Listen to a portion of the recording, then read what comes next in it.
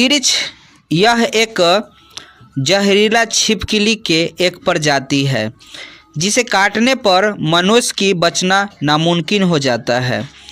जब इससे नज़र मिलती है तब वह काटने के लिए दौड़ता है।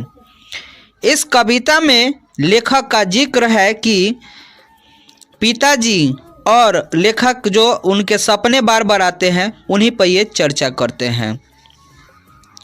उस समय उनके पिता की आयु 55 साल की थी। दुर्बल शरीर, बिल्कुल सफ़ेद बाल, सिर पर सूखी हुई रुई रखी गई थी जैसे लग रहा था। दुनिया उनको जानती थी कि उन्हें सम्मान भी करती थी। कभी को उनके संतान होने का गर्व था। साल में 1-2 बार लेखक उनके साथ पिताजी के साथ टहलने बाहर जाते थे, लेकिन चलने से पहले वह तंबाकू मुंह में भर लेते थे। उनके पिताजी तंबाकू के कारण वह कुछ नहीं बोल पाते थे, वे चुप रहते थे। मेरी माँ और मेरा कोशिश रहता था कि पिताजी अपनी दुनिया में सुख चैन से रहें। वह दुनिया हमारे लिए बहुत रहस्यमय थी, लेकिन हमारे घर की और हमारे पूरे जीवन की बहुत सी समस्याएं और अंत पिताजी रहते हुए रहते थे।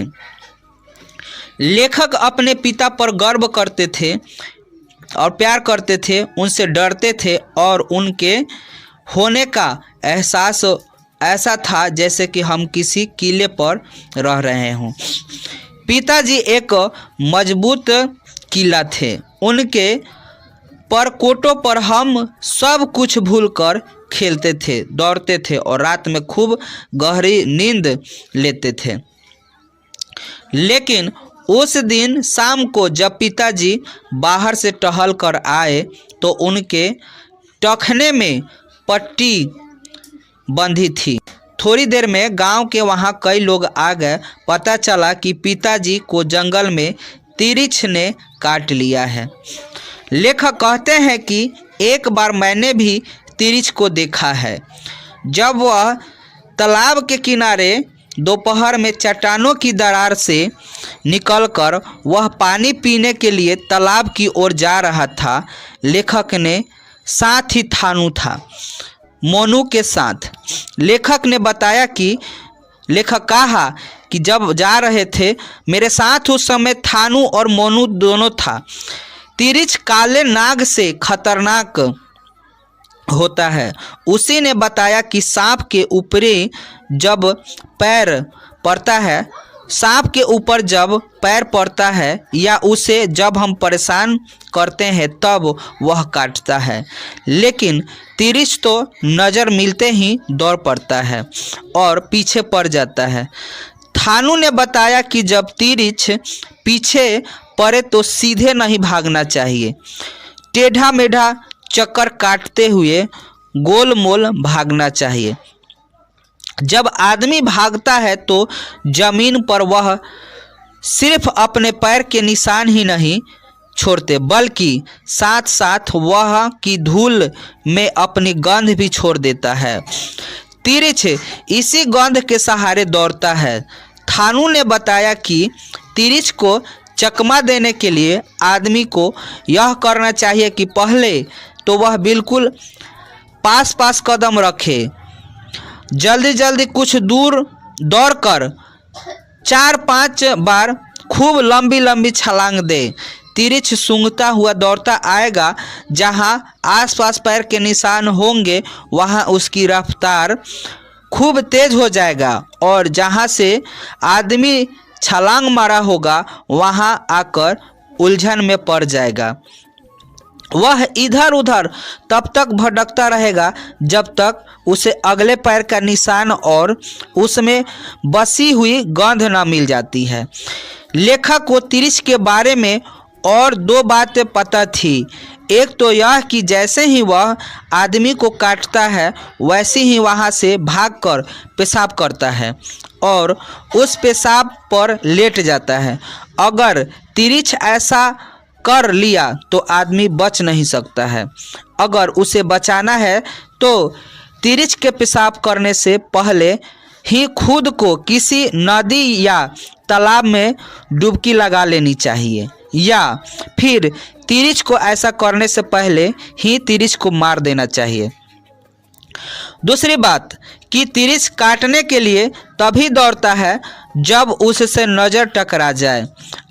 अगर तिरिच को देखो तो कभी आँख मत मिलाओ। लेखक कहते हैं कि मैं तमाम बच्चों की तरह तिरिच से बहुत डरता था।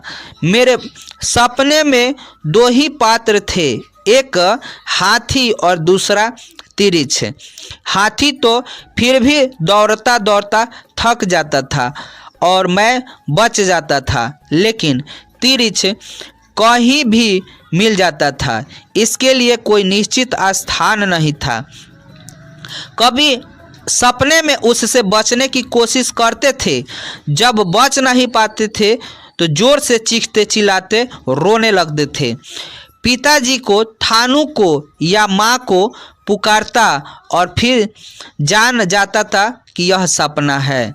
लेखक की माँ बताती है कि उन्हें सपने में बोलने और चीखने की आदत है। कई बार लेखक को उनकी माँ ने नींद में रोते हुए भी देखा है। लेखक को शक होता है कि पिताजी को उसी तिरिच ने काटा था जिसे मैं पहचानता था और जो मेरे सपने में आता था। लेकिन एक अच्छी बात यह हुई कि जैसे ही वह तिरिच पिताजी को काट कर भागा, पिताजी ने उसका पीछा करके उसे मार डाला। तय था कि अगर वे फौरन उसे नहीं मार पाते तो वह पेशाब करके उसमें जरूर लेट जाता। फिर पिताजी किसी हाल में नहीं बच पाते। कभी निश्चित थे कि पिताजी को कुछ नहीं होगा तथा इस बात से भी खुश थे जो मेरे सपने में अगर मुझे परेशान करता था उससे पिताजी ने मार दिया। अब मैं बिना किसी डर के सपनों में सीटी बजाता घूम रहा था।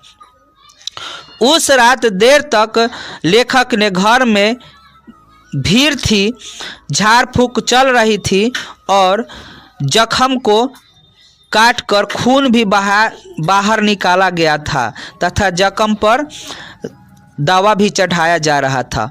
अगली सुबह पिताजी को शहर जाना था।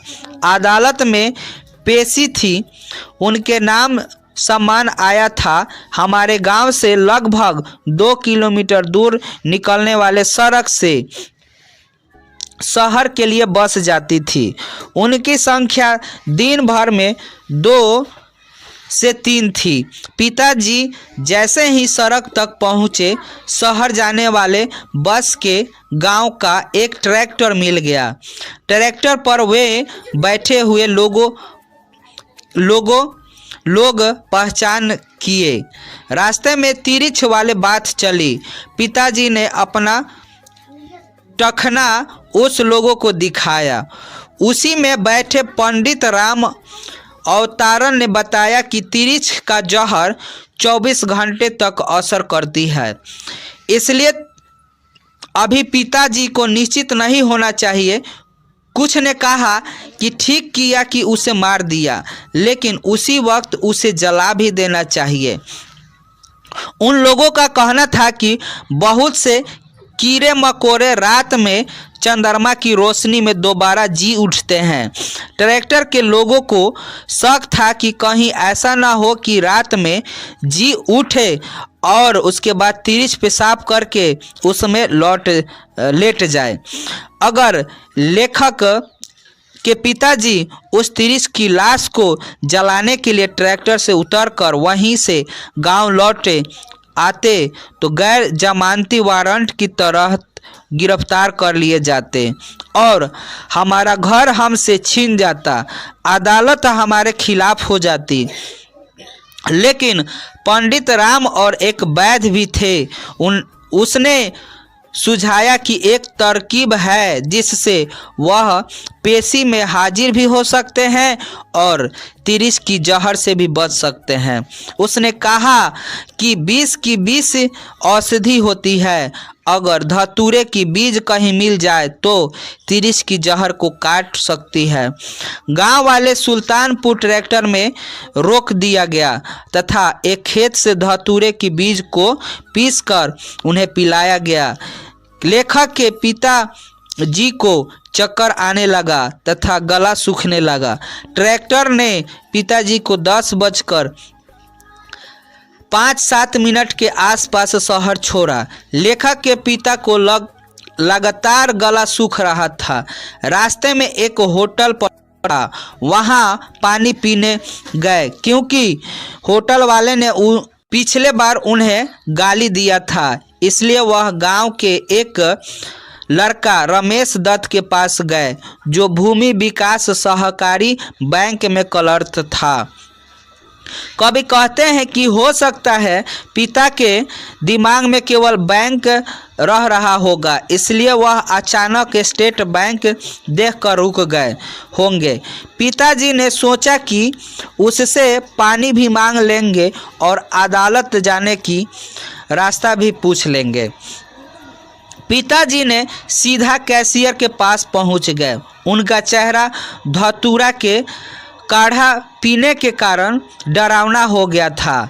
बैंक के कैशियर डर कर चिल्लाया।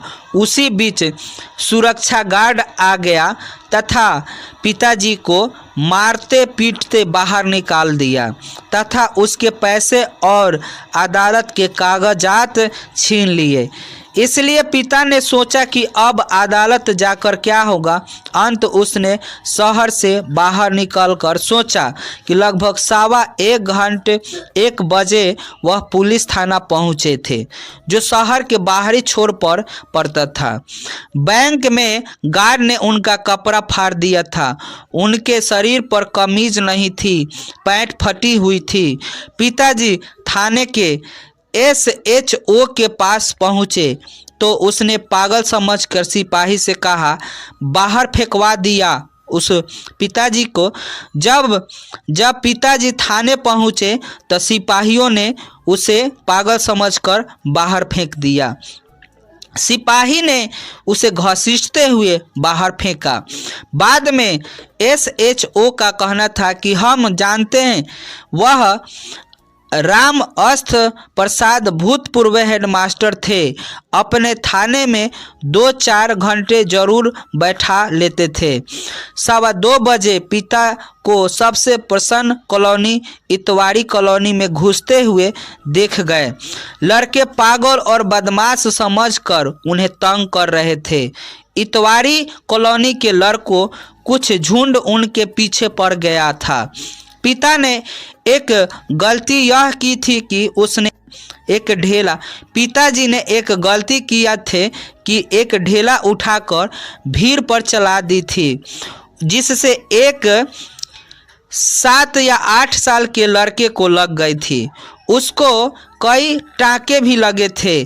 तब से भीड़ और उग्र हो गए थे तथा उनकी पत्थरों से सारे लोग जो है उनको पत्थरों से मार रहा था। ढाबा के सामने ही पिताजी को झुंड मार रही थी।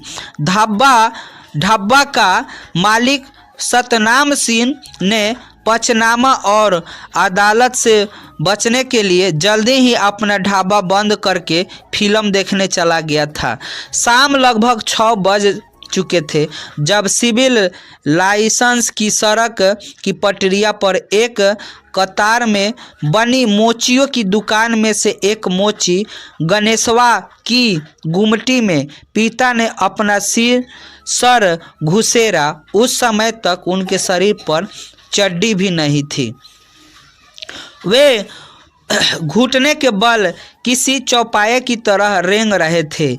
शरीर पर कालिख और कीचड़ लगी हुई थी और